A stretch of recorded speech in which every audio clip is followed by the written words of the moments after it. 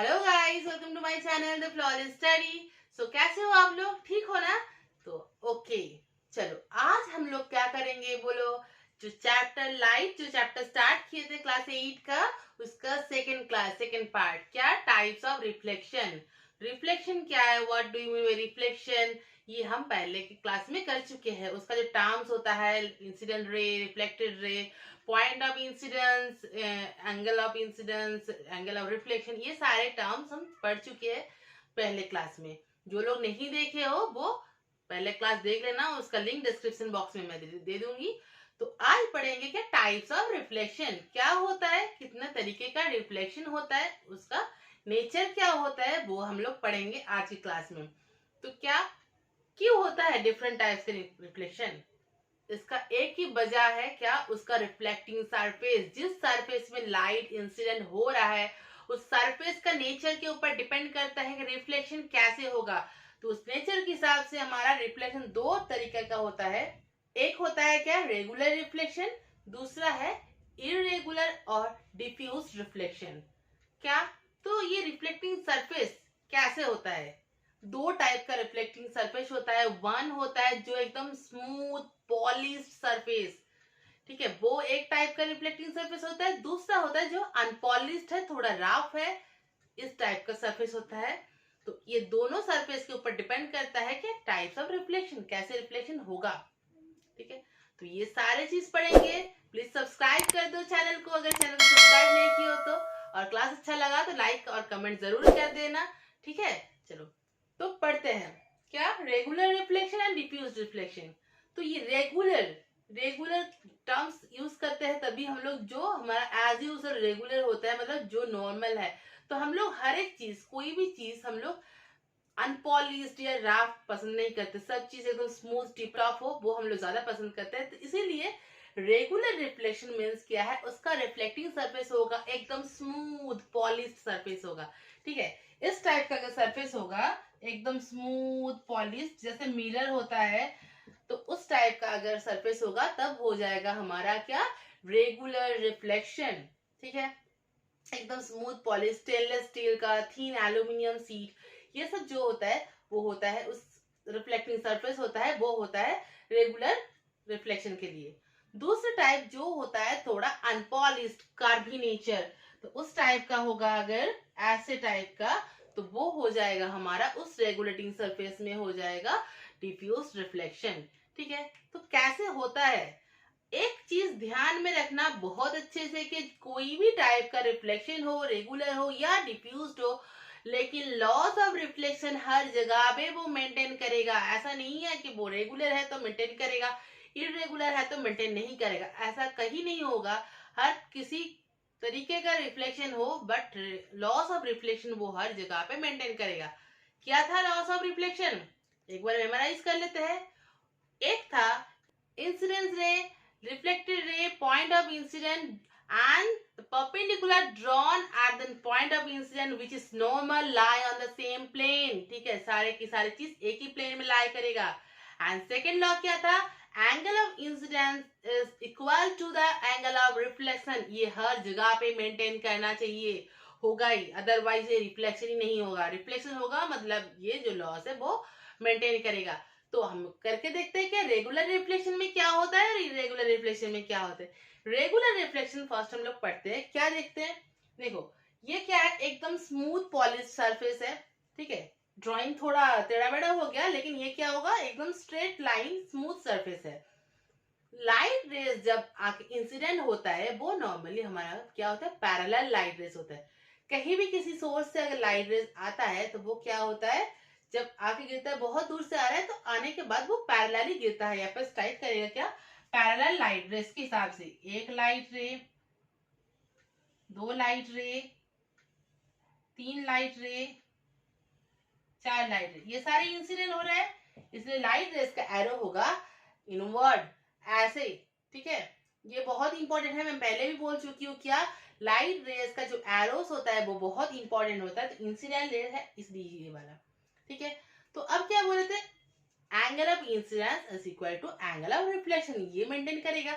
तो angle of incidence मतलब क्या है, वो angle which is create by incidence ray and normal. तो सब पॉइंट में सारे चारों के चारे जो पॉइंट ऑफ इंसिडेंस निकला है उस चारों में हम नॉर्मल को पहले ड्रॉ कर लेते हैं, तो हमारा ड्रॉ करने में आसानी होगा। ये वाला एक, ये वाला एक, ये वाला एक और ये वाला एक। ठीक है, ये चार नॉर्मल हमने ड्रॉ कर लिए। अब क्या, रिफ्लेक्टेड लाइट रेज को ड्रॉ करेंगे। देखो यहाँ पर ये जो इंसिडेंट एंगल है इतना है, तो रिफ्लेक्टेड एंगल भी इतना ही होना चाहिए। तो यहाँ पर रिफ्लेक्टेड रे ऐसे हो जाएगा। ठीक है, यहाँ पर इतना है तो यहाँ पर भी इतना ही होना चाहिए। तो ये लाइट रेस भी ऐसे हो जाएगा। रिफ्लेक्टेड लाइट रेस इस साइड में, ये वाला रेस के लिए भी ऐसे ही होगा और ये वाला रे के लिए भी ऐसे ही होगा। तो ये चारों जो इंसिडेंट लाइट रेस है वो पैरेलली इन किया था, स्ट्राइक किया था। देखो आफ्टर रिफ्लेक्शन वो चारों रेस जो निकल रहा है वो चारों खुद पे एक दूसरे के साथ पैरेलल है। तो अगर क्या होता है, जो पैरेलली इंसिडेंट हो रहा है वो पैरेलली रिफ्लेक्टेड भी हो, तो वो क्या होता है, रेगुलर रिफ्लेक्शन। रेगुलर रिफ्लेक्शन में जैसे पैरेलली इन होते हैं light rays, incident rays are parallel in each other, वैसे ही रिफ्लेक्टेड लाइट रेस भी पैरेलल होता है एक दूसरे के साथ। ये होता है रेगुलर रिफ्लेक्शन में। क्लियर हुआ? जैसे और रेगुलर रिफ्लेक्शन में कोई भी थिंग्स को हम क्लियरली नहीं देख सकते, उसको बहुत ज्यादा उजावला चमचमाते देखते हैं। कैसे? जैसे अगर हम मिरर के ऊपर टॉर्च मारे, टॉर्च की लाइट मारे, तो क्या होता है, जो लाइट जो फेंकेंगे उस जगह बहुत ग्लॉसी लगता है, चकमक चकमक करता है। क्यों? क्योंकि वहां पे रेगुलर रिफ्लेक्शन हो रहा है। पूरा पूरा का पूरा क्या होता है, जो मिरर है वो स्मूथ सरफेस है, स्मूथ पॉलिश सरफेस है, उसके ऊपर लाइट रेस को हम देंगे, इंसिडेंट होगा, तो रिफ्लेक्टेड रेज भी क्या होगा, पैरेलली सेम वे में बैक करेगा और एक ही जगह में पॉइंटेड हो जाएगा। तो बहुत ज्यादा ग्लॉसी लगेगा, वो थिंग्स को हम क्लियरली नहीं देख पाएंगे। तो वो होता है हमारा रेगुलर रिफ्लेक्शन। क्लियर हुआ? क्या है रेगुलर रिफ्लेक्शन, कैसे होता है, उसका इंसिडेंट रेज का और रिफ्लेक्टेड रेज का कैसे नेचर है, ये सब क्लियर। अब आते हैं डिफ्यूज। देखो यहाँ पर लॉस ऑफ रिफ्लेक्शन मेंटेन हो रहा है। अब diffuse light rays, diffuse reflection, तो यहाँ पर क्या, incident light rays all the time are parallel to each other. यहाँ पर भी डिफ्यूज हो या फिर रेगुलर हो, इंसिडेंट लाइट रेज ऑब्वियसली हमारा पैरेलल होगा, होना ही पड़ेगा। तो इसको भी हम पैरेलल लाइट रेज ड्रॉ करते हैं। कैसे करेंगे, 1 2 3 और अगला वाला 4 ड्रॉ कर लिए। उसके बाद हमारा नेक्स्ट काम क्या होता है, नॉर्मल्स को ड्रॉ करना। तो हमारा आसान बन जाता है रिफ्लेक्टेड लाइट रेज को ड्रॉ करना। तो हम नॉर्मल ड्रॉ करते हैं।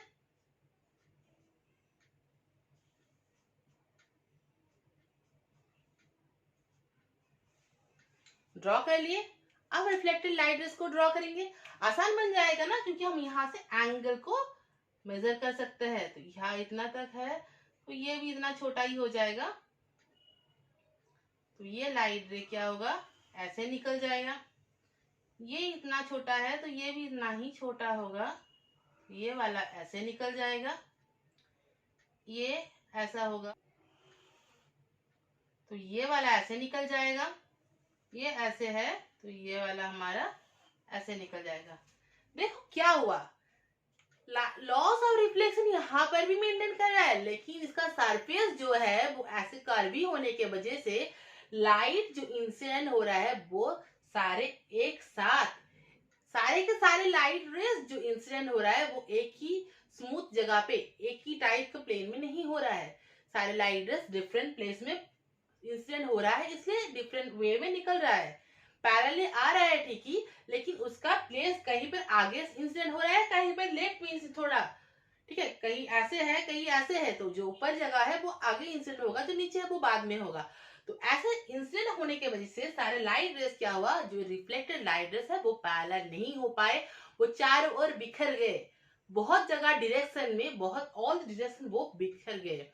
तो इसी वजह से हम लोग, जो ये बहुत ज्यादा इंपॉर्टेंट है, हम चारों ओर सामान को देख पाते हैं, वो डिफ्यूज रिफ्लेक्शन और इरेगुलर रिफ्लेक्शन की वजह से देख पाते हैं, क्योंकि इस रिफ्लेक्शन में जो light rays, reflected light race चारों ओर फैल जाता है, हम उस सब्सटेंस को सब हर तरीके से, हर डायरेक्शन से उसको देखने में सक्षम होते हैं।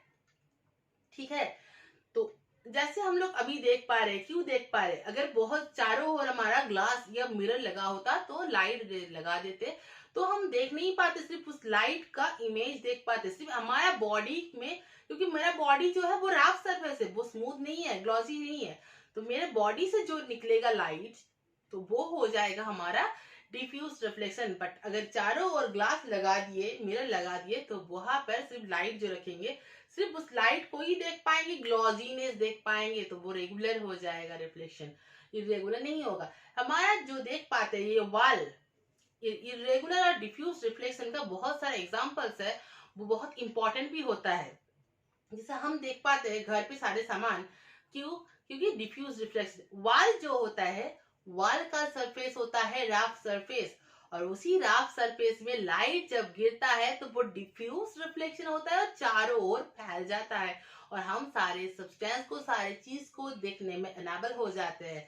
ठीक है, रास्ते में अगर जाते हैं तो क्या होता है, हमारा लाइट, स्ट्रीट लाइट की वजह से हम हमारा चार पास को, आस पास को भी देख सकते हैं।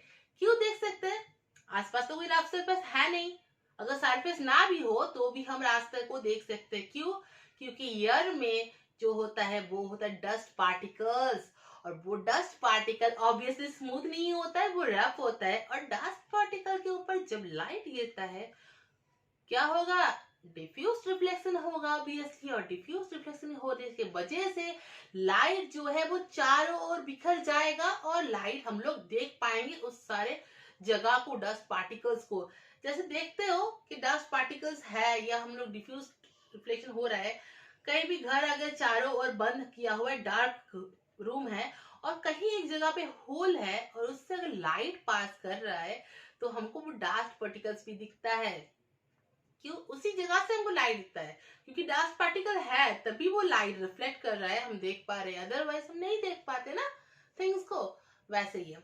अब एक बोलो, सिनेमा सब लोग देखने जाते हो, मूवी हॉल, तो मूवी हॉल जब दिखते हो उसका जो पर्दा होता है, स्क्रीन होता है, वो स्क्रीन क्या होता है, रफ होता है, व्हाइट कलर का रफ सरफेस होता है वो स्क्रीन। वो क्यों करते हैं, ये डिफ्यूज रिफ्लेक्शन बहुत महत्वपूर्ण है, बहुत ज्यादा महत्वपूर्ण है, बहुत ज्यादा पे यूजेस है उसका।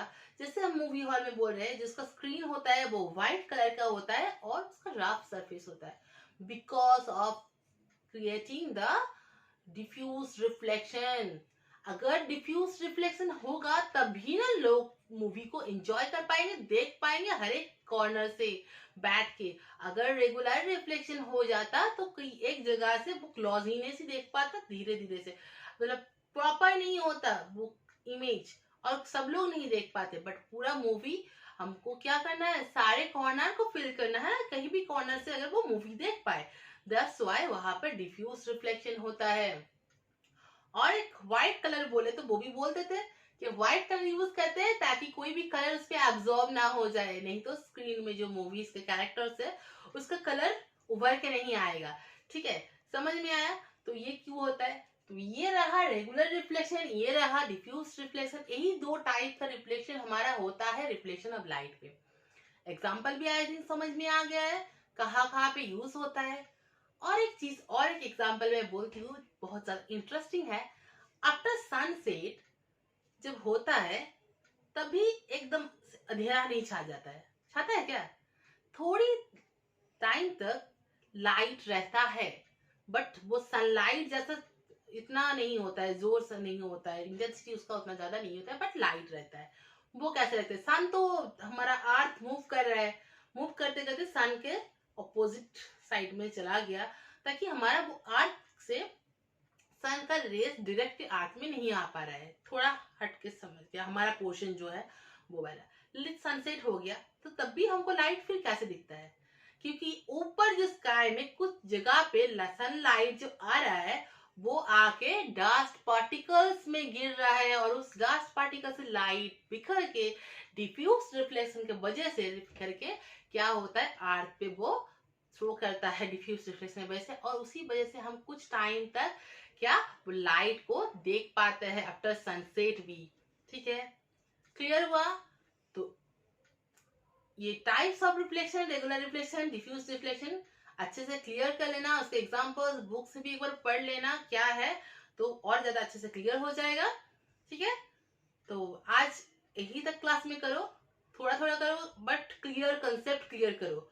और ये डायग्राम्स बहुत ही इंपॉर्टेंट है, डायग्राम ड्रॉ करो। ठीक है, अगर अच्छा लगा क्लास तो लाइक कर दीजिएगा, कमेंट कर दीजिए, और सब्सक्राइब नहीं की हो तो सब्सक्राइब कर दो और बेल आइकन को दबा दीजिएगा, ताकि आगे हमारे सारे वीडियोस के अपडेट को मिल जाए, सारे क्लास मिल जाए और अच्छे से उसको समझ पाओ सारे टॉपिक्स को।